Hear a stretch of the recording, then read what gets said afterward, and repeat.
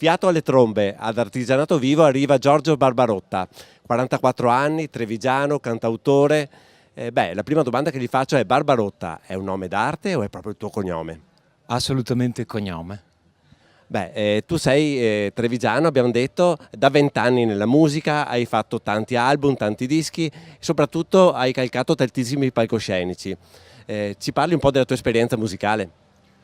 Ma io di base nasco come autore e compositore, da anni mi cimento col mondo della canzone, ci tengo molto a dire che ho sempre scritto canzoni mie, quindi inedite, e procedo su questo binario ormai da parecchio tempo, quindi anche pubblicando brani di mie canzoni, lavorando con uno staff di musicisti affiatati che è sempre quello, una cerchia di musicisti che è sempre quella, e quindi ho fatto questa scelta di andare avanti con una proposta inedita di canzone in italiano, lavorando sulla lingua italiana, un folk rock diretto, ma nel contempo anche ricercato, un connubio che secondo me funziona bene, soprattutto nel live, che è una dimensione che io amo moltissimo e nella quale mi sono cimentato nel corso degli anni in più di 600-650 concerti, quindi è quello, cioè il momento del palco, quello che di base mi interessa di più.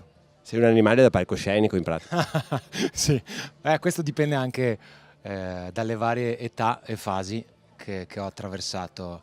Ovviamente quando uno magari ha la baldanza giovanile c'è anche una fisicità, no? Un carattere che ti porta a essere più veemente in palcoscenico. Poi mano a mano, col passare degli anni, uno cerca di presentarsi con equilibrio, con esperienza, sottolineando, nel caso mio, in maniera attenta, non eccessivamente teatrale ma attenta, quelle che sono le tematiche e la poetica delle canzoni, con una gestualità che secondo me si è un pochino persa, che è bella, è importante perché rende il momento della musica dal vivo più coinvolgente per il pubblico presente.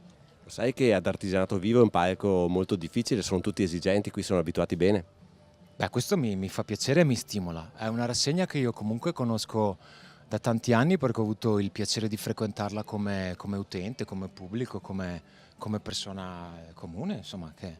E quindi la vivrò questa sera in modo diverso, no, dal solito, in maniera ancora più pulsante.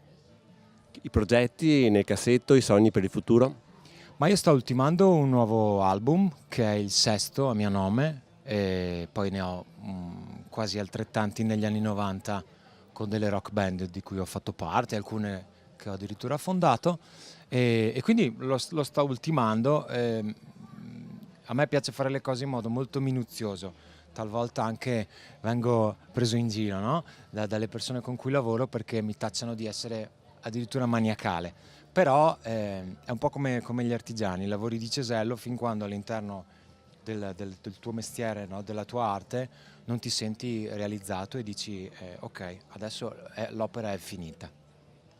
Ci hai incuriosito, non ci resta che venirti ad ascoltare alle Case Marian alle 21:30, in bocca al lupo. Crepi il lupo, grazie a voi e buona musica a tutti, buona vita.